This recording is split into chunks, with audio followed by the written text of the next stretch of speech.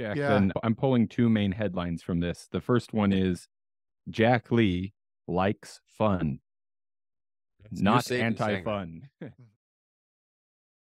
Here we are, everybody. Welcome. I'm excited to bring Jim and Jack together. You guys have never met before. I'm the center of the wheel here today. So I'm not sure the whole world knows, but most of the whole world must know by now. We're going on a cruise in May.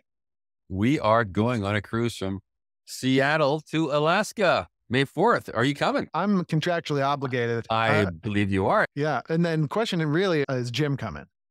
Jim, are you coming? I'll already be in Alaska fishing. I'll see you guys from the coast as you pull Are you in. serious?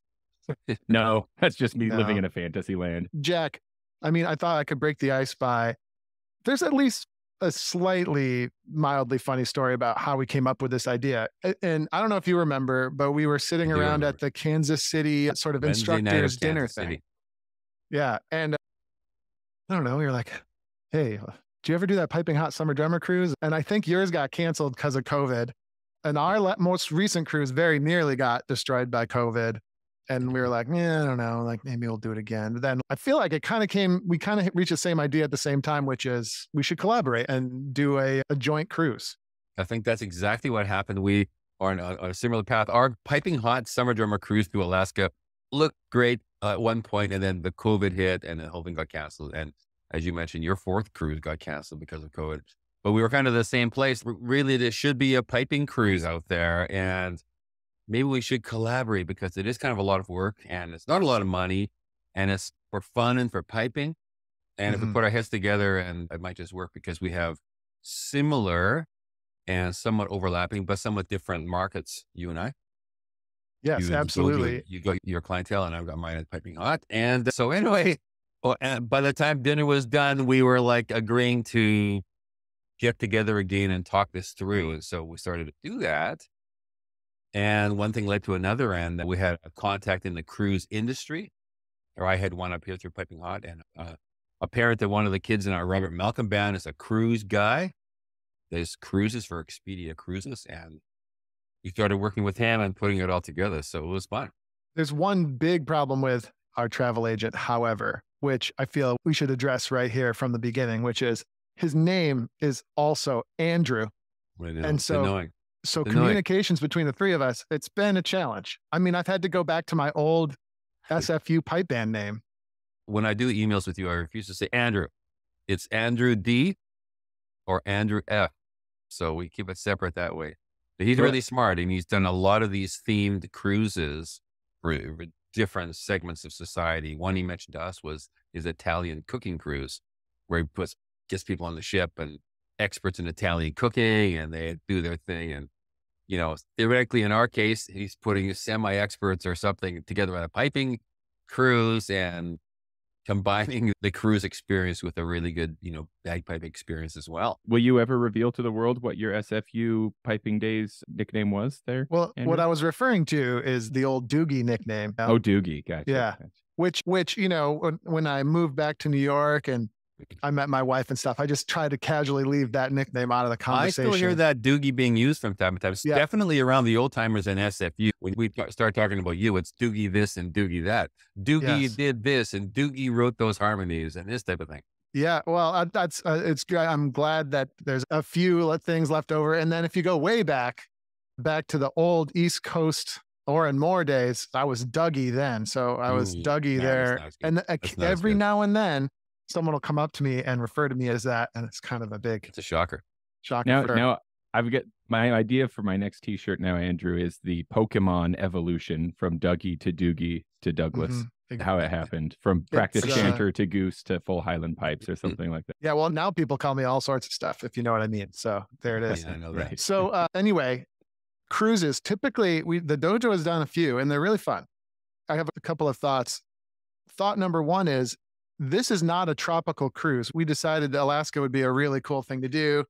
And so I think, first of all, there was a little bit of debate whether or not you even need the balcony room because it's going to be a little bit chilly, maybe, Alaska in May. I think it's chilly. The season will just be beginning and we're going to Alaska. So I'm planning on bringing sweaters and heavy coats and stuff and not the tropical attire, But because when we go out on the ship and when we go out on shore, it'll be for sure with a jacket and maybe a little toucan. So it won't be freezing, but it'll be chilly for sure.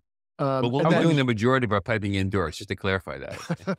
Well, and then the other thing about Alaska, which is different than cruising to the tropics, is, of course, in Alaska, there are lots of pipers and drummers there, I think. And so we're actually maybe going to meet up with some of them, like when we pull into port in our giant boat.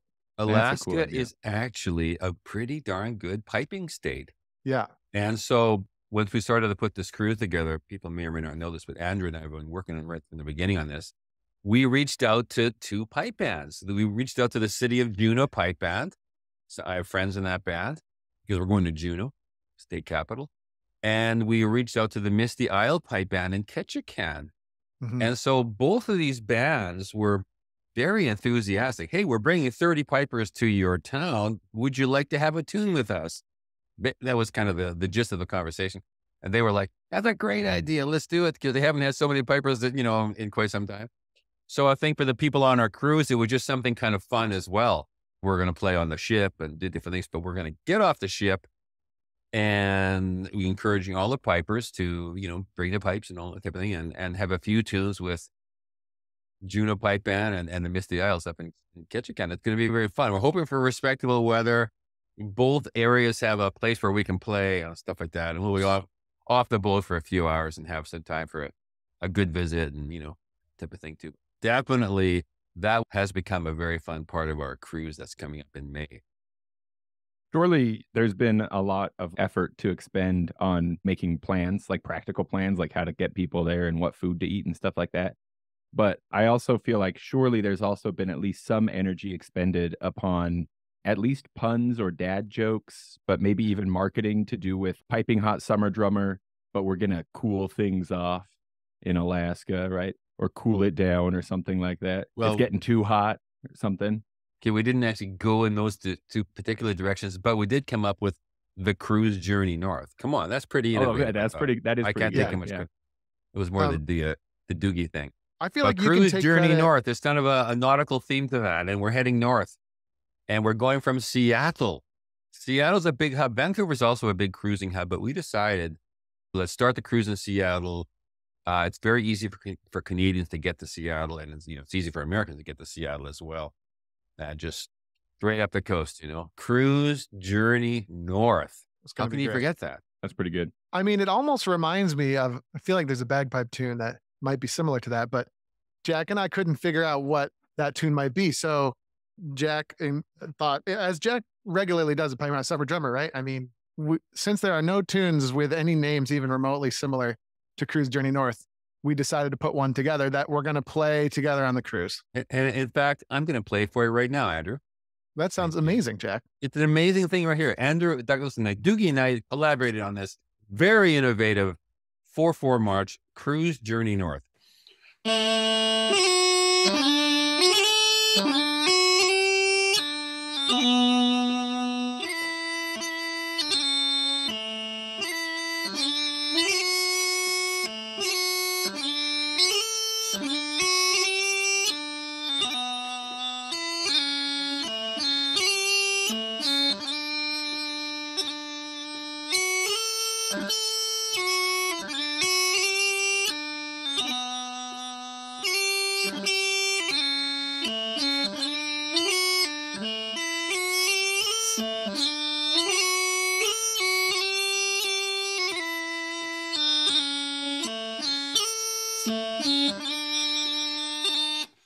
As I was playing that, I was thinking, man, I should get that thing memorized, because it's been a wee while since Andrew and I composed that. But we thought we needed a tune to commemorate the cruise. We wanted it to be fun, easy, so everybody could play it. It had to be kind of a 3/4, 4/4.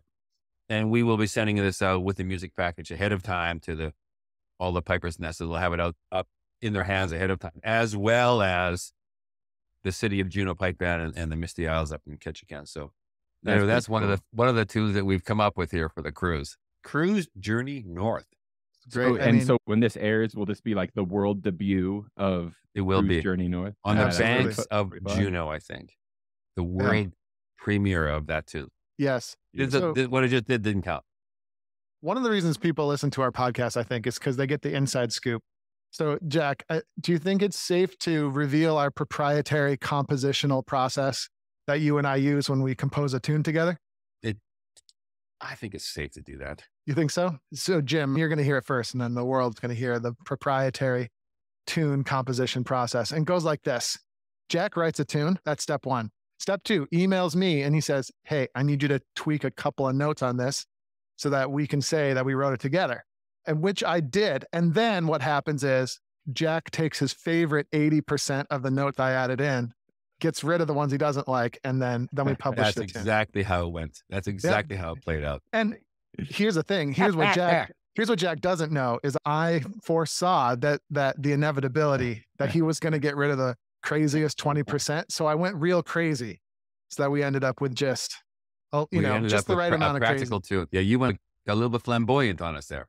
Got to do it. Whoever we wanted, I think we have something that's really good and people will enjoy playing, and we'll even give them a personal copy of it. It's amazing.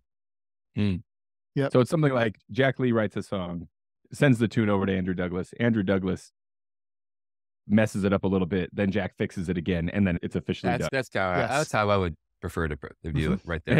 Yeah. I mean, I feel like I've been cleaning up after Andrew Douglas for many years now. Yeah, it's sort of potato. Yeah, absolutely. Well, I mean,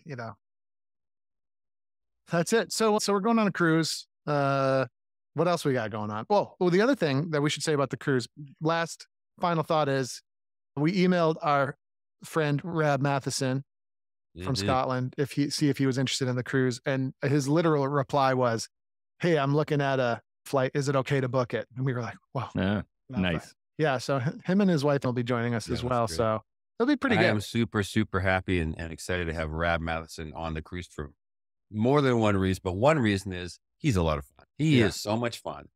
But on the more serious side, he's a bagpipe genius. That guy is a genius. Mm-hmm. Great teacher, super excited about teaching. And I've had him at Piping Hut Summer Drummer in the past, and he's, played a couple seasons with SFU. That guy is just brings so much to the table. So fabulous to have Rab on the cruise. I wanted to just briefly, before we leave the topic entirely, touch on the schedule.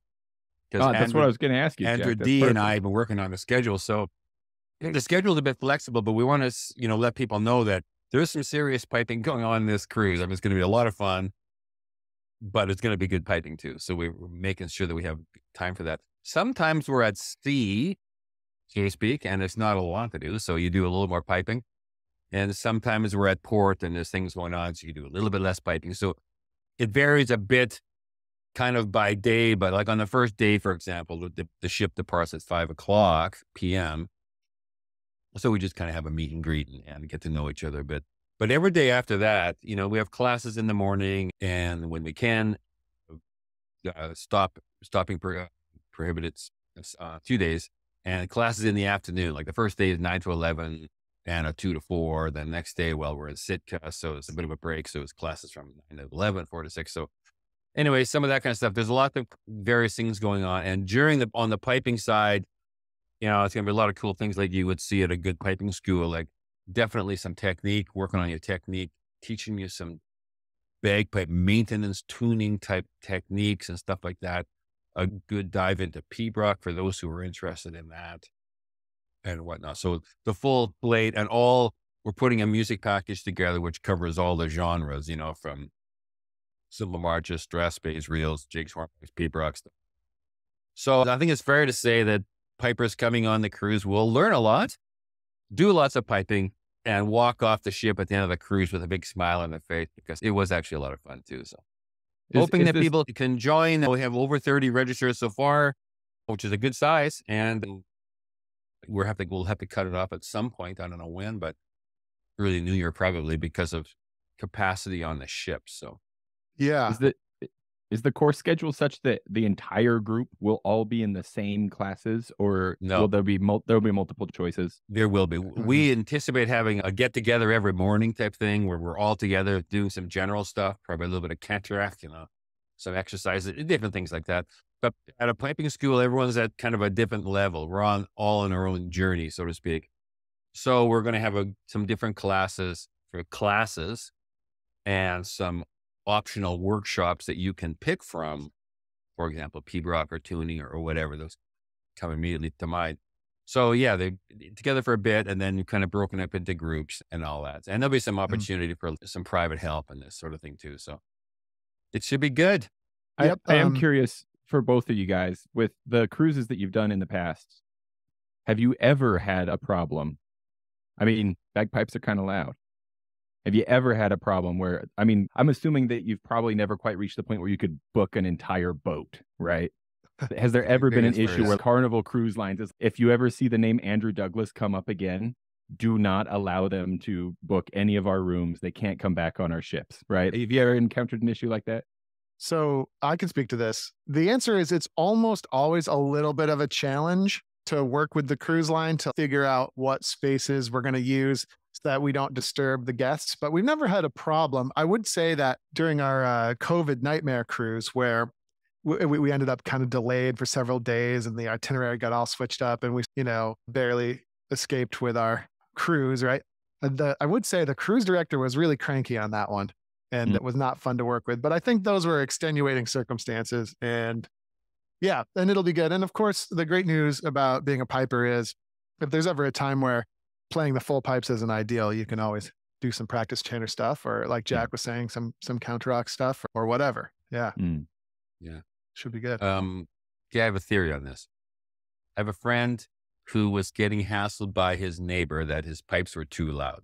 So a friend of mine is practicing in his house. Neighbor's getting grouchy, knocking on the door. You're too loud. You're too loud. And so I said to my friend, you know what you should do? You should go down to Home Depot or buy one of these volume meters and measure the guy's volume when he cuts his lawn. So he did. He went down, bought one of these things, checked the volume out for the guy next door who's cutting his lawn. And then my friend went back in his house, into his normal room, got his wife out on the sidewalk to measure his volume. The conclusion was the lawnmower was 3 times louder than the bagpipes. So people often say, oh, the bagpipes are too loud. I go, what? They're not that loud. They're once in a while loud, but basically you make way more noise when you cut your lawn. So that's my theory. Yeah, I think that's right. I think it's just unusual. People aren't used to it, but we're trying to change the world, Andrew. That's it. One cruise ship at a time. Speaking of one of the things that you said that I'd love to, maybe this could be a segue to just a more general conversation, but you're just pointing out all the stuff we're going to do on the cruise that's fun. And that really impressed me when I was a young lad and went to Piping Hot Summer Drummer the first couple times. So that seems to be something that's really on the front of your mind when it comes to teaching, especially in sort of like a piping school format. But how important is like just having fun? Like how important is that? And does it maybe get overlooked sometimes and lead us in directions we shouldn't be going with our piping and with our teaching? Here's another one of my little theories. I think it's very important and it's never been more important because what I think we found around the world is that the number of people outside of Scotland playing bagpipes is down because the world is changing. And I know in Western Canada, for sure, different sort of ethnic mix and whatnot, a little less Scottish than it used to be. And the bagpipes are competing with a lot of other things that a person can do. And so I think it's extremely important to make bagpiping fun. And guess what? It's not that hard to make it fun. Bagpiping is fun. Bagpiping well is more fun. Bagpiping a little bit better and, somebody pats you on the back or gives you a ribbon or a medal, it's even more fun. I mean, it's a lot of fun in piping. But so anyway, we're out there talking to kids and adults. It's got to be fun. You have to relate to them, what they want to play. We find now new people coming in to join our Robert Malcolm Memorial Band. They don't have a clue what the Green Hills of Tyrol is. No idea. Zero. But they know what Star Wars is. And they know what Mary Had a Little Lamb is and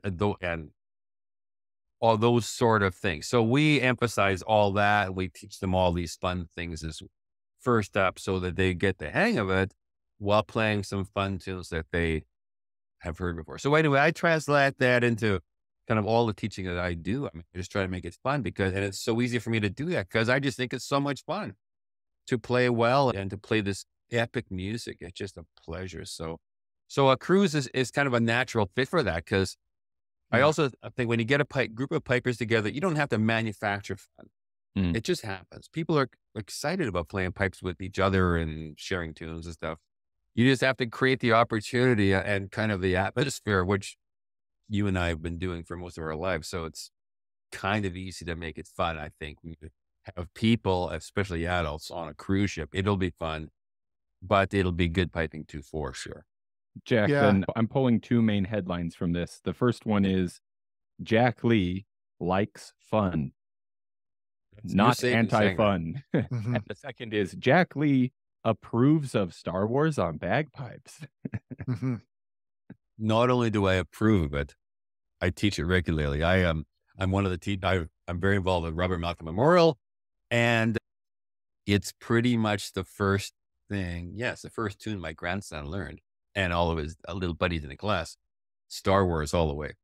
I hesitate. Follow closely by Mary Had a Little Lamb. Don't forget, and Jingle Bells. It's that time. I was like, don't forget the Christmas ones. Yeah, Jingle Bells. We started them in September, so you get into Jingle Bells for sure. You know, briefly when I was doing a short stint as a pipe major for the local band that I play with or help with when I can't play, we did do Mary Had a Little Lamb as a parade tune for fun, but internally we referred to it as Mary's Little Plate of Haggis. Is that a good joke? Is that a good joke, or is that too dark? Oh, that's dark. A little bit dark. Yeah. I mean, most children in the world would know Mary Had a Little Lamb. Maybe I'm wrong. But Jack, I hesitate to I don't feel qualified, nor do I feel like in a room with Andrew Douglas and Jack Lee, the last of the three of us who should be taking up airspace to talk is Jim over here, right? But I do feel a little bit really enthusiastic, or I don't know, jazzed to hear someone with your kind of pedigree, prowess, right? You're a presence in the piping world, being okay with essentially having fun, right? There is a lot of elitism that ends up happening in our community that feels like auto-destructive in a way, where we look at something that might be a gimmick with bagpipes, think of your flamethrowers or whatever it is, right? Or gimmicky tunes like Star Wars, and we really poo-poo that. Sometimes we even shun people from our own community for engaging in that kind of thing. And it just feels a little bit like, yeah, but if that gets people interested, if that's fun, when was the last time we heard someone playing a fun song on the piano and went, yeah, but that's not real piano? You know what I mean? And so it's great to hear somebody say that, but especially to hear Jack Lee say that, I most exciting. Definitely believe that. When I'm competing and seriously competing and stuff, it's less fun. It's more serious. But the majority of playing that I do involves teaching and helping other people. And I just want to have fun with it because they are going to enjoy it so much more if it's so fun. So anyway, Star Wars, tick. Baby Shark, tick. Whatever. When my kids were learning, it was Barney, Barney, the purple dinosaur, it was learning the Barney tune and some of these things. And, you see a kid with a smile on their face, puts a smile on your face pretty quickly, I can tell you. Do you think that and by your, I mean, and just in particular, the SFU and RMM community, do you think a lot of the success of that has to do with having to make your own fun, especially SFU, you're a great band. And for a while there was a Toronto Street Pipe Band that was competing with you. But I remember when I was in SFU, it was just us and we kind of had to make our own fun throughout the season to keep our playing level high and to keep enthusiasm high. Do you think that plays into it? And then maybe now that I play in Inverary, I mean, the fun is already kind of there for you. Typically, you can roll out of bed and go to a great pipe band contest on a regular basis in Scotland, but in BC, I just remember, we would do the concerts and all that stuff just to keep things moving and interesting. And that's probably a great advantage, even though you're so isolated in British Columbia relative to the rest of the piping world. Yeah, I think that's true. I mean, I think a high percentage of pipers in the world don't have a band or a community at the fingertips. They live in remote areas or there's no one piping at kind of their level or whatever. And I just kind of take a long term, it's a long game, I mean, we're willing to go through kind of the quietness of the winter because when we get to the spring and summer, there's so many fantastic events that are going on. It's well worth putting the time in kind of on your own or with the occasional teacher on Zoom or whatever, because in the summertime, it's worth it. So I don't know. I just found it was always a long game for me and it was always looking forward to next summer, basically. or in my case, some of the fall and the Glenfiddichs and those sort of events that will be worth putting the bagpipe time in during the year for those big events. And I think people are like that. I mean, but you'd be surprised how many people do not play in a band, do not have pipers nearby. They just see, even some of my students see me once a week or once every 2 weeks, and that's it. No other piping contact. And so we're going to make that fun for them and worthwhile for them. And they look forward to Winter Storm and the other big events that are going on during the year. Like cruises. Like cruises. May 4th to Alaska, May 4th to 11th. I don't know if I mentioned it. Yeah. Well, and speaking of Star Wars, I mean, the cruise starts on May the 4th. It's, we had a couple of cruises that started on the 5th and the 3rd, but we decided to go with May the 4th because I think we got to put Star Wars in the music book at this point, Jack. Yeah. You have to give it a big plug. By the way, Andrew D., I have started the music package and I'll send it to you to tweak. Oh, okay, great. I'll give you some suggestions. It has a certain nautical theme to it. Oh, great. That's, I'm a sucker for wordplay. Absolutely. So that should be good. Well, Jack, I think it's really cool that you're able to spend a few minutes with us. I mean, do we have any parting thoughts before we wrap up this brief podcast visit, or I don't know. What do we got? We're looking forward to this. Is the first time you and I have collaborated in a wee while, so that's been a fun adventure. I think hopefully for both of us. And putting the cruise together, it was kind of a lot of work early on to get it on the boat and block out our rooms and get the word out. But now the word's out and people are signing up, so we're going to have to talk about cutting them up at some point because the spaces will become an issue. We need more instructors. Yeah. But it's been fun, and we're hoping that people will continue to sign up and get excited about the cruise. If you have signed up already, you'll be hearing from us much more regularly, closer to, with music and schedules and things like that. But looking forward to it. Yeah. May to Alaska. If anyone listening or watching wants to learn more, you can, of course, I would assume it's on your website, Jack, but it's also on ours. pipersdojo.com/cruise will get you all the information that you need to know. Super easy one if you just want to type that in. And it's all over Facebook. We've posted a number of times on Facebook and these sort of things. Yeah. Well, /CRUISE. If you go to pipersdojo.com/CREWS, that's where you choose which Piper's Dojo sub gang you want to be in. Right. So just people don't get too confused. Yeah. Not to be confused with the Dojo cruise. Yeah. Right. You're talking about this cruise, right? Look at that. Even number right here, you guys. There you go. Pretty picture and everything. Pretty thick. Yeah. I'm curious. Let me just make sure that if I go to Google and I type in cruise journey north, what happens? Oh, it pops up there pretty good. And then I bet you if you put the word bagpipe in, pops up right at the top. There you go. Can't be easier. Definitely, came through for us. Don't rule it out. Oh, final thought. I don't know about you, Jack, but and maybe is Christine not going to come? We decided. Christine, at this point, it looks not like she might not come because we have a grandson's birthday that week. But this is like my spouse's favorite thing ever. She's like, wait, so you're going to be busy for a whole week and I just get to chill out on the cruise ship. And I was like, yeah, basically, is that something that would interest you? And she's like, yeah, where do I sign up? What do you do with children? Well, they'll be fine. Grandparents. Leave some graham crackers in the living room. And Hannah's almost 9. She'll be fine. Yeah. No, but we've got great Grammy Douglas that she always steps up for these things. So love it. That's the plan at the moment anyway. Okay. Looking forward to it, boys. Kids get rid of me for a week, so they're happy. All right. Well, there it is, Jack. Thanks again. Really cool. And hopefully this will come out probably not too long before Christmas. So Merry Christmas, everybody, and enjoy. And Christmas, folks. We'll see you on the next episode.